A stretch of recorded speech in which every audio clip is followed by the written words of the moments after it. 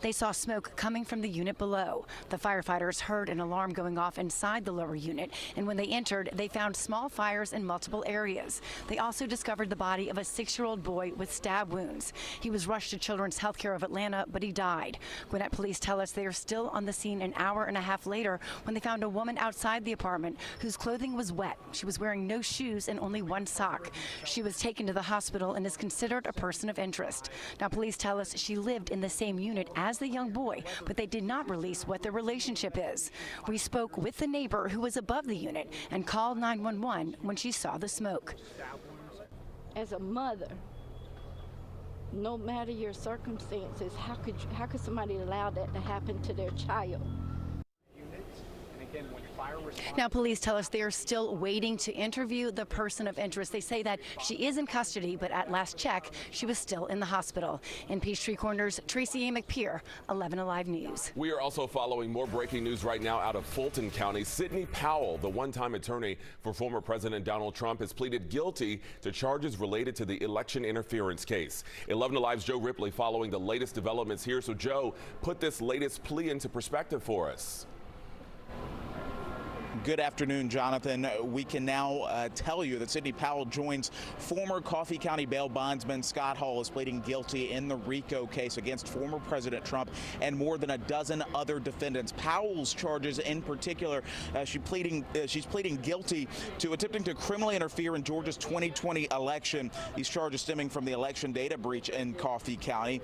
So she appeared in front of a judge this morning, pleading guilty to all 6 misdemeanor counts against her related to dealings here in Georgia. She struck a deal, though, with prosecutors, which includes 6 years probation, a $6,000 fine, $2,700 in money paid back to the state, along with an apology letter. Powell will also be required to testify in other defendants' criminal cases, including former President Trump, and turn over any documents relevant to those cases. And are you pleading guilty today because you agree that there is a sufficient factual basis, that there are enough facts that support this plea of guilty? I did.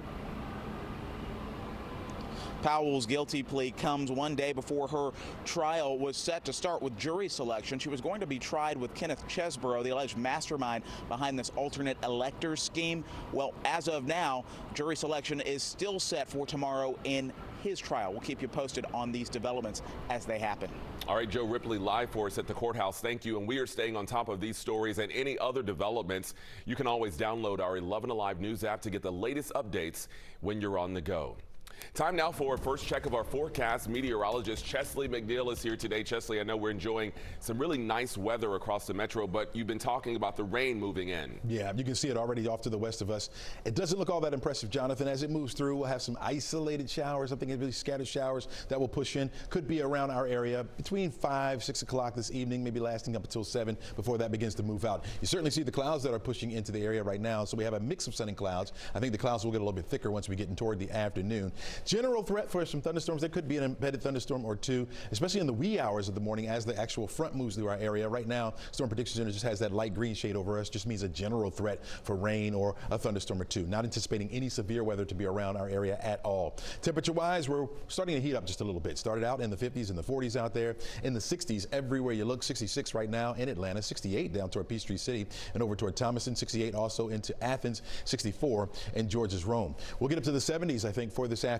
Despite the fact that we'll have the clouds out there, it will be a mild day for us. We've got our winds out of the south. They'll be on the light side, 8 miles per hour or less today. Again, 72 for your high. We'll drop back down to 67 degrees under mostly cloudy skies by 7 o'clock tonight. Again, a stray sprinkle or two certainly possible. You can carry the umbrella with you or just keep it handy just in case you're out and about and you need it for this evening. But for the most part, we're expecting that heavy rain to get in here in the wee hours of the morning. Going to time that out for you hour by hour in the full forecast coming up. Jonathan? All right, Chesley, we'll see you shortly. Thank you. Happening today, 6 people accused in a horrific death of a woman in Duluth are expected in court. They are accused of being part of a deadly cult called Soldiers of Christ. 5 of the suspects are scheduled to be in court this afternoon, and a total of 6 suspects are accused of torturing the woman and leaving her body in a trunk.